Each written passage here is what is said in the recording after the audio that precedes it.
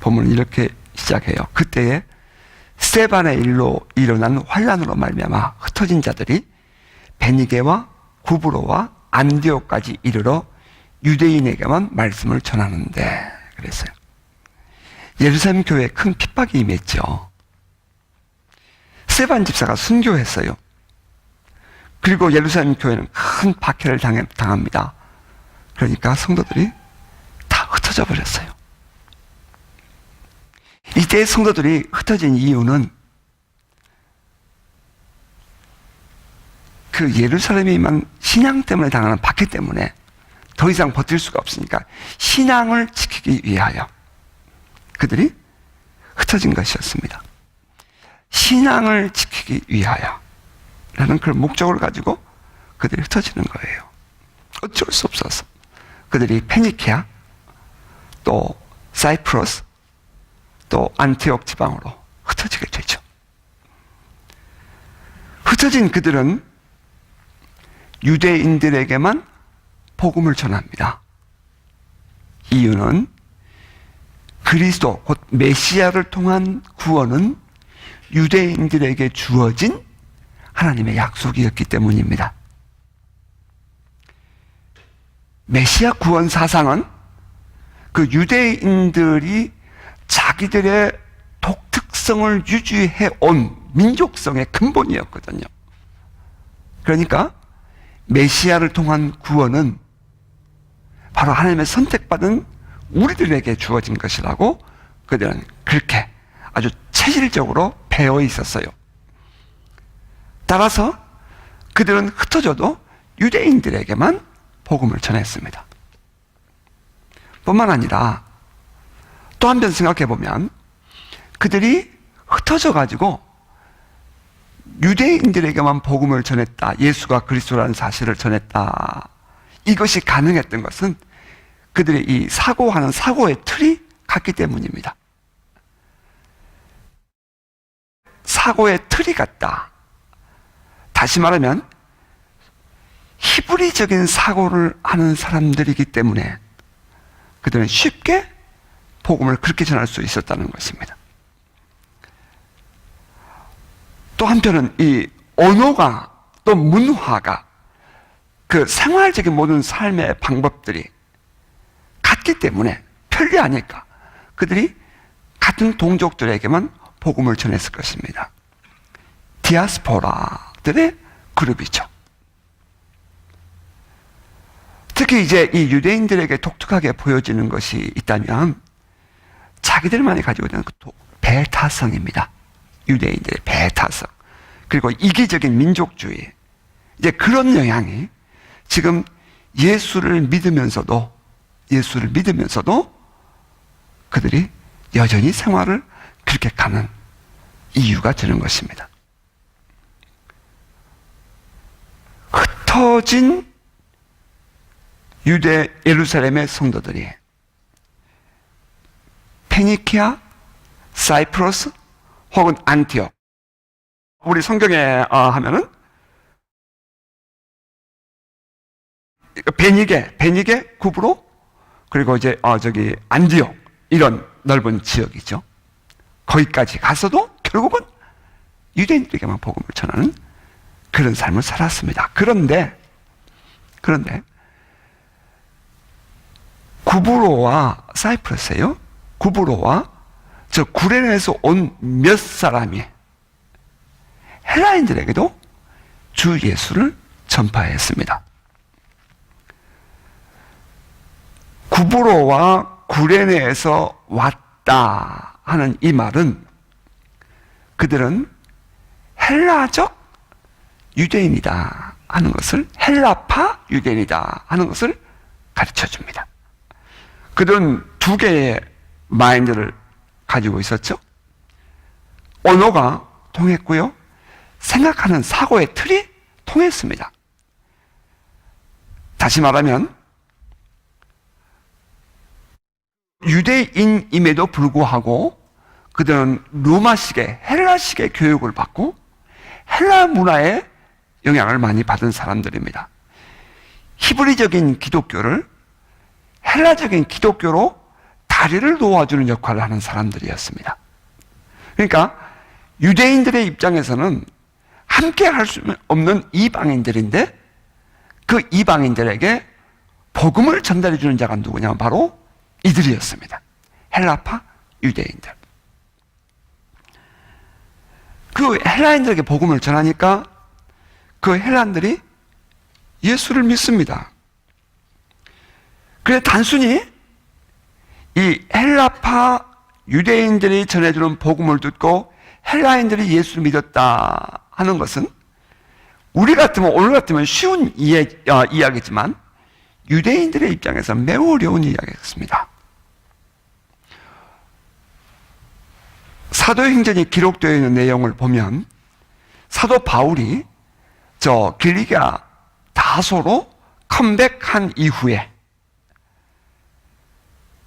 베드로를 통해서 이 예루살렘과 그 이스라엘 땅, 유대 땅에서 일어나는 그 성령의 역사들을 기록해 놓았는데요. 그 중에는 애니아라는 죽붕병자를 고친 일이 기록되어 있고요. 그것은 예루살렘에서가 아니라 루다에서였습니다. 다른 지역의 사방에 다니다가 라고 성경은 기록되어 있어요. 그리고 또 나가서 요빠는 그 지중해 변에 있는 블레셋 땅입니다. 그 요빠에 가서는 다비다 혹은 도로가라고 이런 불리는 이 여인이 죽었는데 그 여인이 살아나는 성령 안에서의 그런 기적이 일어나기도 합니다. 그래서 요빠에서 기도를 하는데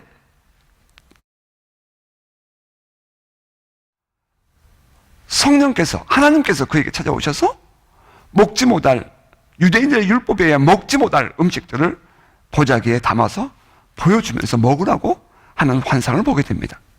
3번이나 반복하고 있을 때에 밖에서 누군가가 노크를 하면서 자기를 찾는 사람들을 만나게 됩니다. 그들이 말하기를 우리는 가이사랴 지방에 이방 군인들이 있는 곳이죠. 이탈리아 군사들이 머물러 있는 파병군들이 있는 곳이었습니다. 고넬료라는 백부장이 보낸 사람들인데 당신을 모셔오라고 하니 같이 가십사라고 얘기합니다. 성령께서 베드로에게 같이 가라. 그러니 베드로가 가게 됩니다. 이방인의 집에 가는 겁니다. 그곳에 가서 베드로가 고넬료의 가족들을 모아놓고 예수 그리스도에 대하여 설교를 하는 순간 성령이 임하게 되는데 설교를 채 마치기도 전에 성령이 먼저 임하게 되니까 베드로가 깜짝 놀라면서 그가 다음에 예루살렘 교회에 들어와서 보고하는 것을 보면 우리가 지난날 받았던 성령이 똑같이 그곳에서 역사하더라. 그래서 베드로가 생각하기를 그들이 방언을 하고 성령이 충만해진 모습을 보면서 성령이 하나님께서 이들을 구원하시는데 어떻게 내가 거부할 수 있겠는가. 그래서 이방인들에게 세례를 주게 됩니다. 그리고 그가 이제 예루살렘에 돌아옵니다. 그런 사건이 있은 이후에 그랬더니 교회 안에 파가 갈렸습니다. 할례를 받은 사람이 어떻게 할례 받지 않는 이방인들의 집에를 갈 수 있느냐? 어떻게 그들과 함께 음식을 먹을 수 있느냐? 그래서 베드로를 불러다가 이제 문책을 하게 됩니다. 그때에 베드로가 그동안 있었던 그 모든 사건들을 설명을 하니까 그 예루살렘 교회에 할례 받은 그 율법주의적인 신앙인들이 하나님께서 그들도 구원하셨구나 하고 마음을 바꾸게 됩니다. 그 사건까지가 지금 9장 32절부터 오늘 우리가 읽었던 11장 19절 바로 앞에 18절까지의 요약입니다. 그런 사건, 다시 말하면 유대인들에게만 할례받은 유대인들에게만 전해줘야 할 복음이 이방인들에게 전해지고 있었다는 이야기를 예루살렘 교회가 들었는데 베드로를 통해서 말입니다. 얼마 후에 사람들에게 소문이 들려오기를 저 안디옥에서 헬라인들이 예수를 믿는 일들이 일어나고 있는데 교회가 왕성하게 부흥되고 있다는 소식을 듣게 됩니다.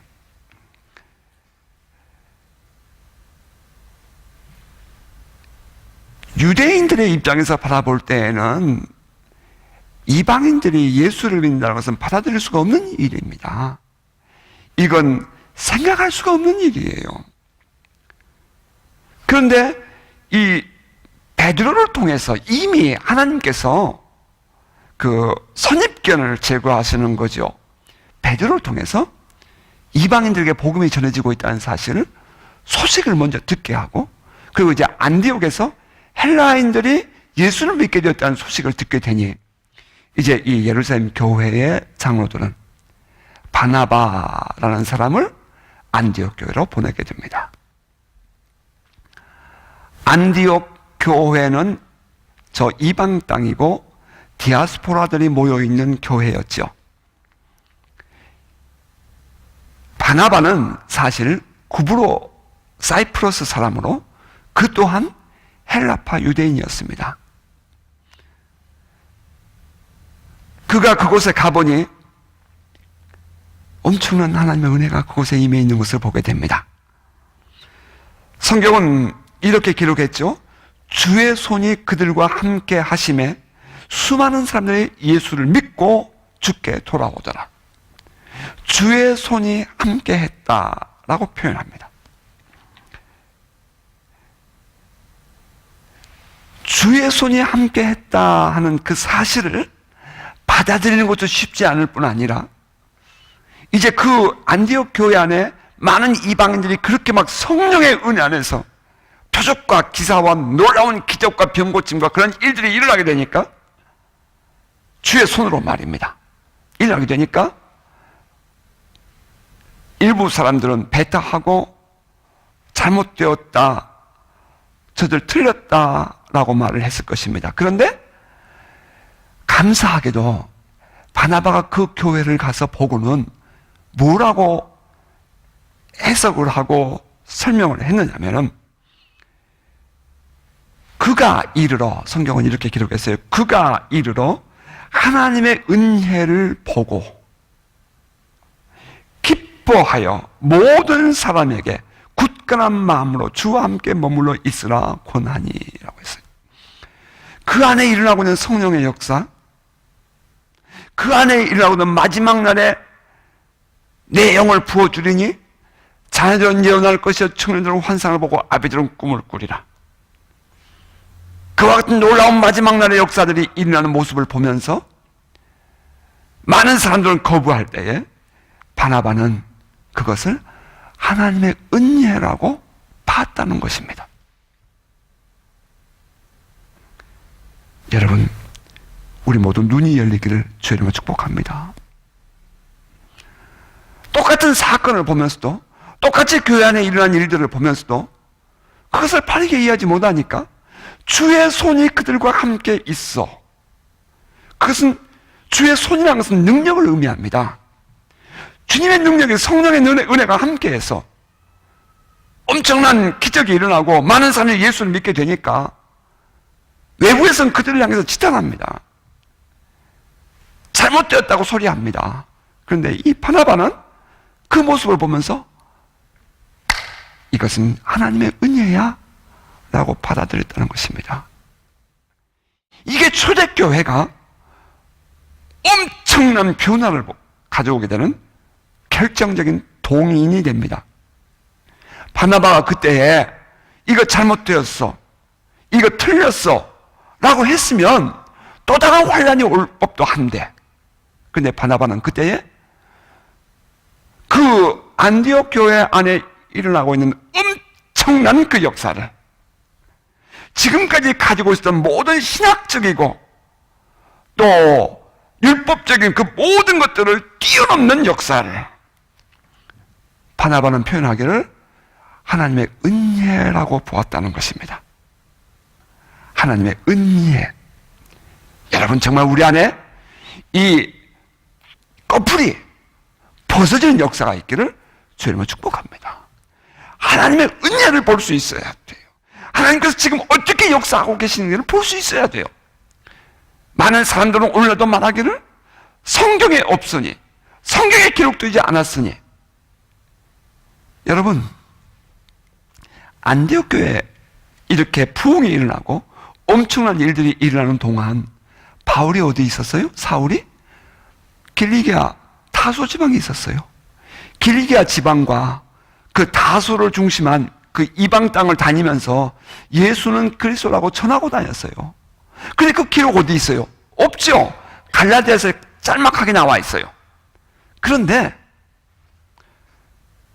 성경에 기록되지 않았다고 해서 사도 바울이 복음을 안 전한 것입니까? 아니잖아요. 하나님의 역사는 지금도 어디에선가, 성령의 기름 부으심은 지금도 어디에선가 왕성하게 일어나고 있다는 사실을 우리가 받아들일 수 있게 되기를 바랍니다. 오늘 내가 그렇게 이루지 못하고 있다, 내가 오늘 경험하지 못하고 있다고 해서 저것은 틀렸어, 저것은 뭐가 어때, 여러분, 그것은 옳은 것이 아닙니다. 이 사도행전을 묵상하고 바울을 묵상하면서 가슴에 더욱더 점이 오는 것이 있습니다. 오늘날 많은 교회들의 현실의 아픔입니다. 복음의 역사, 성령이 주관하시고 하나님이 주관하시는 복음의 역사를 받아들여야 되는데, 그것이 아니라 내 교회의 역사, 내 주관적인 역사, 내 신학적인 견해, 그것이 성령의 역사를 장애, 디스터브하고 있다는 사실입니다. 복음이 증거되는 것이지, 우리들의 궁극적인 목표요, 우리의 삶이지, 어떻게 내 교인을 만드는 것이, 내 교회를 키워가는 것이, 그것이 우리의 삶이 될 수가 있겠습니까? 목표가 될 수 있겠습니까? 그것이 오늘날의 우리들의 아픔인 것입니다.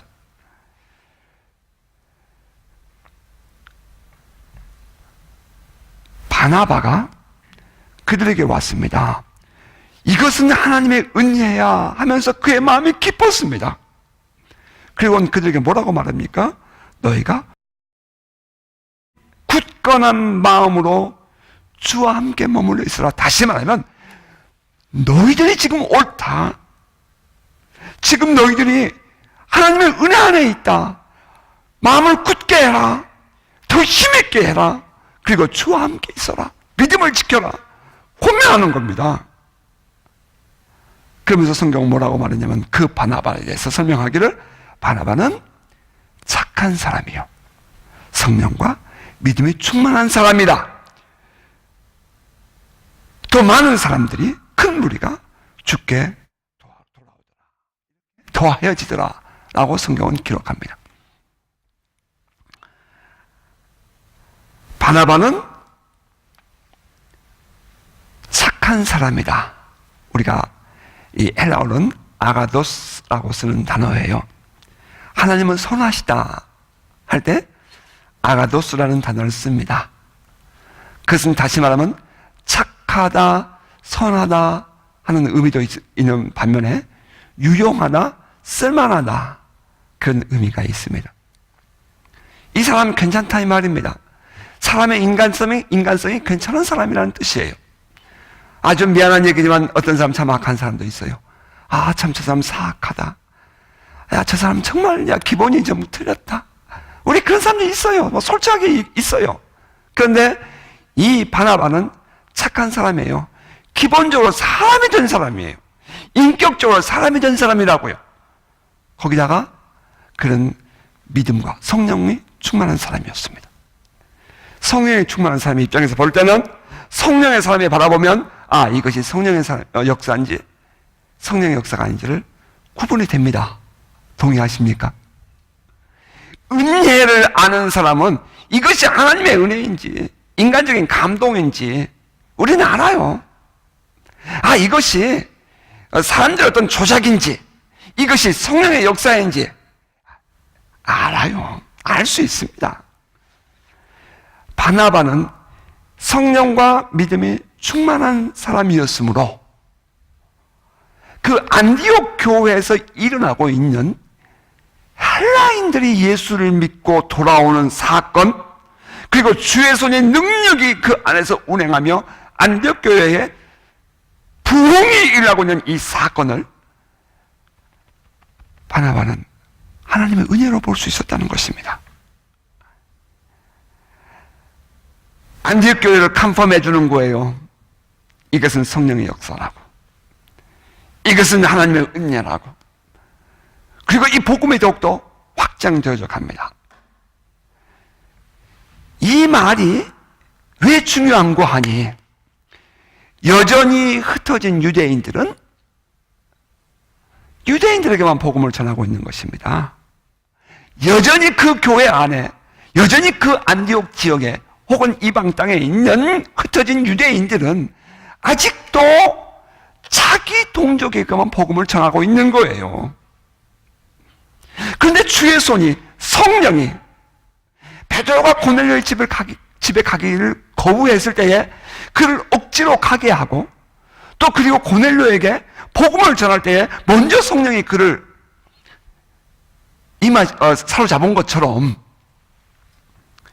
헬라인들이 주의 손에 의해서 더 엄청난 은혜를 받고 돌아오게 되니까 거부하는 한쪽에 이 할례 받은 사람들이 이 무할례파들의 하는 행동에 대해서 완강한 거부감을 느끼고 있는 거예요. 그때 누가 들어와서 이들을 화해시켜 줍니까? 그게 바나바예요. 성령 받은 바나바. 그 바나바가 왜 바나바예요? 그의 이름은 요셉이었잖아요. 그는 레위 지파였어요. 초대교회에 이 120문도회 속에 함께 있었던 사람이라고요. 자기의 재산을 팔아서 온 성도들과 함께 나누었던, 자기의 모든 것을 다 나누었던 사람이라고요. 그런 성품이 얼마나 좋은지 사도들은 그의 이름을 요셉이라 부르지 않고 위로자라는 뜻을 가진 착한 성품의 사람이기 때문에 위로자라고 하는 뜻을 가진 바나바라는 이름을 붙여줬다고 성경은 기록하고 있잖아요. 그러니까 이 바나바가 와서 초대 예루살렘 교회와 안디옥 교회를 동질성을 확인해주는, 다시 말하면 성령의 은혜요 하나님의 은혜라고 확인해주는 그 역할을 해줬다는 것입니다. 그러면서 안디옥 교회는 더 부흥하게 됩니다.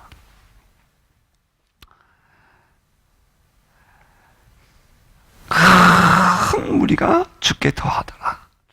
참 아쉬워요. 엄청난 하나님의 은혜가 우리 안에 임했을 때에, 성령의 기름 부심이 임하고 예수 그리스도 이름의 권세가 드러났을 때에 좀 더 깨어있는 사람들이 함께 해서 이 땅에 참된 이 변방에서 일어난 영적인 변방이죠. 프론티어. 영적인 변방에서 일어나고 있는 그 많은 사람들의 구원의 역사들이 일어났어야 되는데, 그때에 얼마나 많은 사람들이 정죄하고 비난하며 방해했던가 하는 아쉬움을 가져본다는 것입니다. 그것이 어제 하루 종일 저를 아프게 했어요. 기도하면서 더욱더 깨달아지는 것은 영적인 변방. 지금도 우리의 한인사회는 예수 믿지 않는 사람이 더 많고, 키위사회를 비롯한 이 땅의 많은 사람들이 지금도 예수 믿지 않는 사람들이 참 많습니다. 우리의 관심이 어디에 있는가 하는 것입니다.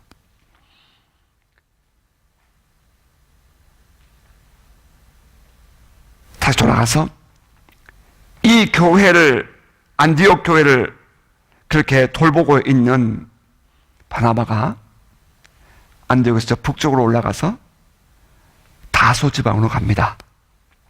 그건 그곳에 가서 사람을 찾습니다. 사울입니다. 사울을 만나서 사울에게 우리 함께 돌아가자. 그러니 사울이 바나바와 함께 돌아옵니다. 그리고 안디옥에서 1년 동안을 그곳에 모여있는 이제 초신자들이죠. 그들을 가르쳤습니다. 그랬더니 사람들이 말하기를 저들은 그리스도인들이야 라는 이름을 붙여줬습니다. 이제 새로운 단어가 탄생합니다. 크리스찬이라는. 그러니까 이건 새로운 단어입니다. 의미는 belong to Christ. 예수 그리스도께 속한 자들이라는 뜻입니다. 크리스찬이라는 이름이 좋은 이름으로 붙여진 것은 아니었을 것입니다. 예수 안 믿는 사람들이 예수를 믿고 성령을 받고 나니까 이들이 막 불같았을 것입니다. 그래서 이 사울과 바나바가 그들을 1년 동안 잘 양육했더니 그들은 더욱더 신앙의 불이 붙게 되고 열심으로 그들이 모이게 됩니다. 그러니 예수 믿지 않는 사람들이 세상에서 바라볼 때에 저들은 우리와 함께 할 수 없는 사람, 저들은 우리와 생각이 다른 사람, 저들은 우리가 타치해서 언타치able, 타치해서는 아무런 감각도 못 느끼는 사람, 저들은 예수에 미친 사람, 그런 뜻으로 크리스찬이라고 불렀다는 것입니다. 다시 말하면 이 세상에 똑같이 살고 있던 그 사람들 속에서 이제 예수를 믿게 되니까 그들이 또 하나의 나쁜 뜻으로 말하면 블록화됐다고도 볼 수 있겠고, 또 긍정적으로 말하면 신앙인들의 어떤 독특함을 갖는 그룹이 형성되었다라고도 표현할 수 있을 것입니다. 안디옥 교회가 이제 그리스도인이라는 이름을 최초로 갖게 되었습니다.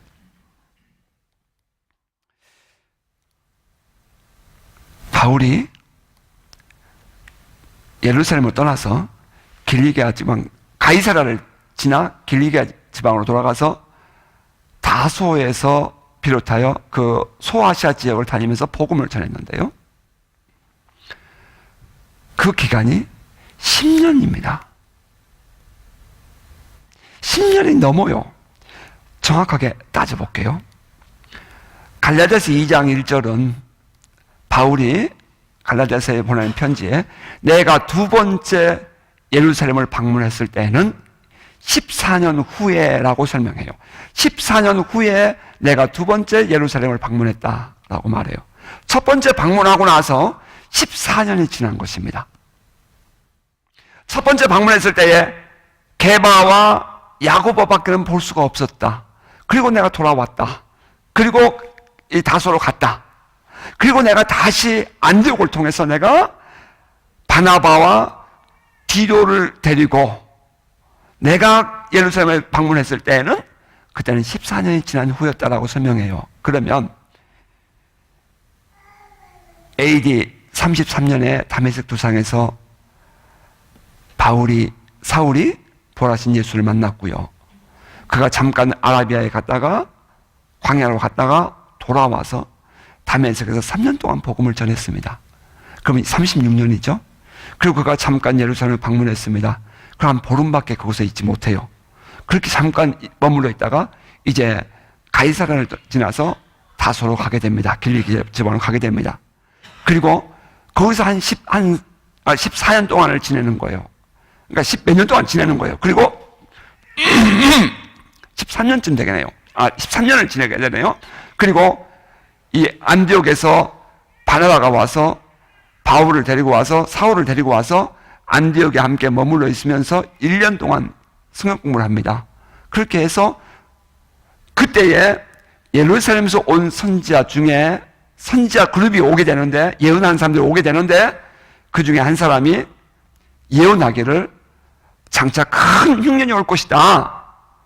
그런데 글라우디오 때에 흉년이 왔다. 그래서 이 흩어진 교회들이 부조를 모아서 헌금을 모아가지고 예루살렘 교회에 보내게 되는데 그것이 바로 바울이 두 번째 방문입니다. 그것이 갈라디아서 2장에서 말하는 14년 후예요.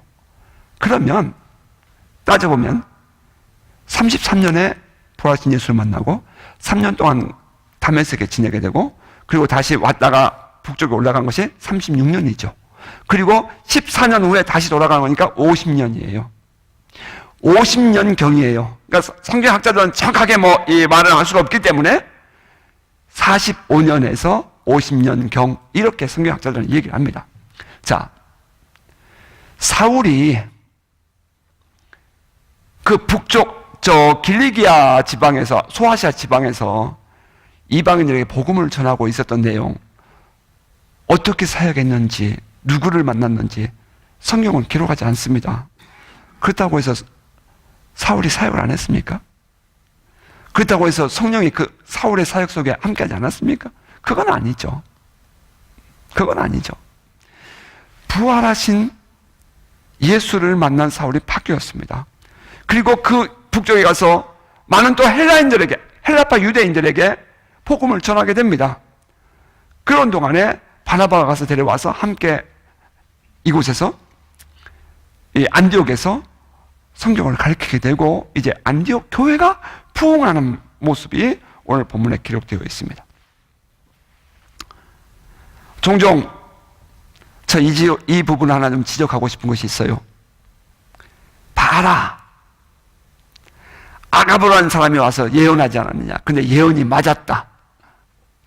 참 너무 가슴 아파요. 아니, 선지자 그룹이 있다 없다, 예언이 있다 없다, 지금 그것을 성경이 말하고 싶어하는 것은 아니잖아요.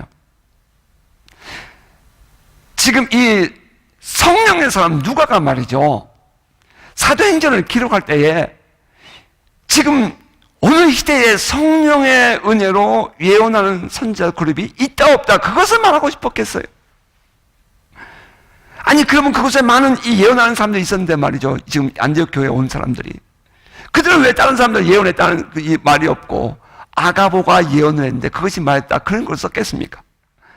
그것을 가지고 예언이 맞니 안 맞니, 저 사람이 옳으니 그러니, 난 그런 논쟁하는 거, 그런 사람들 갖고 있고 싶지 않고 그렇게 말하는 것조차 저는 싫습니다. 이것을 이곳에 기록한 것은 성령이 임하시면 왜 모든 일이 일어나지 않습니까?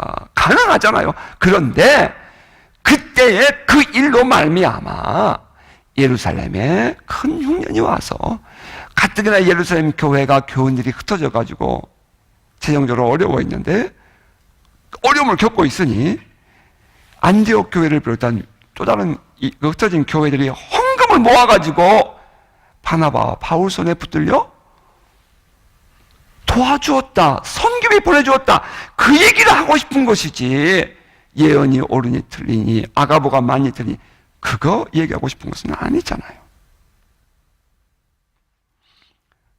이게 이제 오늘날 소위 말해서 성령 사역을 말하고 있는 사람들이 저는 범하는 실수라고 생각합니다. 성령이 임하시면 자녀들은 예언할 것이요, 청년들은 환상을 보고 아비들은 꿈을 꿀 것입니다. 아멘입니까? 성령이 임하시면 왜 하나님은 눈먼저를 눈을 뜨게 하고 안진병이를 일으키지 않겠습니까? 성령이 임하시면 예수 그리스도의 이름의 권세를 더욱더 분명하게 드러내시고 임한 하나님 나라를 드러내지 않겠습니까? 성령이 임하시면 왜 그런 일이 일어나지 않겠습니까? 그건 너무나도 당연한 일들이에요. 일어나지 않는 것이 이상한 것이지 일어난 것이 이상한 것은 아닙니다. 성령이 여러분을 사로잡는 역사가 있기를 주 이름으로 축복합니다. 성령이 여러분을 사로잡으시고 여러분의 기도가 열리시기를 주 이름으로 축복합니다. 여러분이 기도할 때 방언이 열리시기를 주 이름으로 축복합니다. 성령이 여러분에게 임하시고 여러분의 마음에 감동이 일어나서 막 눈물 콧물도 한 번쯤 흘려보는 그런 은혜가 임하시기를 바랍니다. 성령이 임해서 여러분의 환상이 열리고 부활하신 그리스도를 보는, 그래서 그의 음성을 듣는 놀라운 역사가 여러분에게 있기를 주 이름으로 축복합니다. 왜 그런 일들이 일어나면 안 됩니까? 왜 그것이 옳으니 그러니 그런 것을 따지고 있어요? 난 그게 너무나도 소모적이라는 것입니다. 너무 가슴이 아파요. 너무나도 이 영적인 흐름을 방해하고 있는 것입니다. 그래서 그런 것을 보면서 저것은 뭐 귀신 역사니, 이것은 틀렸느니 맞았느니, 난 이런 소리 하고 있는 신학자들 정말 화가 나서 못 보겠어요. 그럴 시간 있으면 당신도 기도해. 기도하면 하나님이 하시는 것이고 하나님의 은혜를 삼으면 하나님이 하시는데 하는 그런 마음이 정말 잠을 못 자게 만들어요. 이제 이제 결론을 맺어야 될 것 같아요. 예루살렘 교회가 그렇게 어려움을 겪을 때에 안디옥 교회를 비롯해서 더 부흥하고 있는 이 외곽의 교회들은 예루살렘 교회와 한 몸이요 한 마음을 갖습니다. 여러분, 이거 매우 중요해요. 어제 어떤 분을 만났더니 당신이 과거에 섬기던 교회 얘기를 저에게 해주시더라고요. 성도들이 교회를 떠나면서 자기가 그 교회 마지막까지 한인이었대요. 성도들이 그 교회를 떠나면서 성령이 이 교회를 떠났다는데, 성령이 떠났는데 왜 이 교회를 끝까지 고집하고 있느냐라고 그렇게 얘기를 하더랍니다. 난 그 소리를 들으면서 딱 한마디 했어요. 참 사악합니다. 어떻게 그렇게 말할 수 있어요? 제가 그렇게 말했어요. 성령이 교회를 떠났대요. 그렇다고 왜 그 교회를 다니냐고 그렇게 말하더래요. 여러분, 오늘 이민사회 교회들 송사리 때처럼 몰려다니는 사람들의 보편적인 이야기 아닙니까? 성령이 교회를 떠나게 하고 성령이 떠나버린 교회라고. 여러분, 마귀의 역사죠. 사단의 속삭임이죠. 그럴 수는 없죠. 예루살렘 교회가 무너졌습니다. 사도들만 남아요. 그 남은 사도들도 예루살렘 교회를 지키기 어렵습니다. 그냥 그들의 마음속에 예루살렘 교회를 지키기 위함이 아니라 복음을 전하는 데 관심이 있습니다. 그러니까 욥바와 가이사랴와 룻다와 그 사방을 다니면서 제자들이 복음을 전합니다. 그 영혼들의 프론티어, 이 편방에 미전도 종족이죠. 오늘날 말로 하면 예수 믿지 않는 사람들이 가서 예수를 전하는 일에 그들의 관심은 온통 쏠려 있습니다. 예루살렘 교회는 작아졌어요. 성령이 떠나서 그렇습니까? 성령이 떠나서 그렇습니까? 어디 그런 회개망측한 얘기가 있습니까? 아니요, 그럴 수는 없어요. 교회는 그리스도의 몸이요 성령의 전입니다. 성령이 함께하는 곳이에요. 이 땅에 세워진 하나님의 교회들은 사람이 세우는 것 같으나 하나님이 세우시는 것입니다. 하나님이 일하시는 거예요. 하나님이 열고 하나님이 닫는 것입니다. 예루살렘 교회가 어려웠을 때에 안디옥 교회를 비롯한 인근 각처의 많은 교회들은 한 마음으로 예루살렘 교회에 헌금을 모아 보내줍니다. 성경은 이렇게 기록했죠. 제자들이 각각 그 힘대로 유대에 사는 형제들에게 부조를 보내기로 작정하고 이를 실행하여 바나바와 사울의 손으로 장로들에게 보내니라.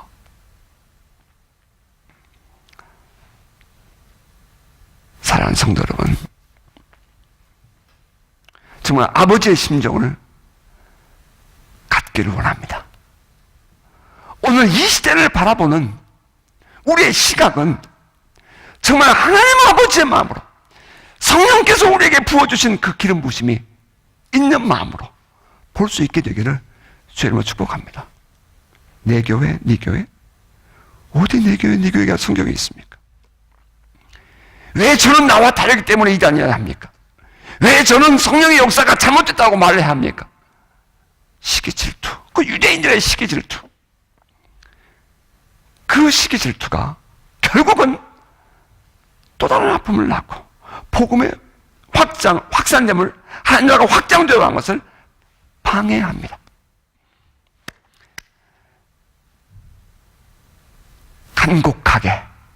간곡하게 여러분에게 부탁을 드리고 싶어요.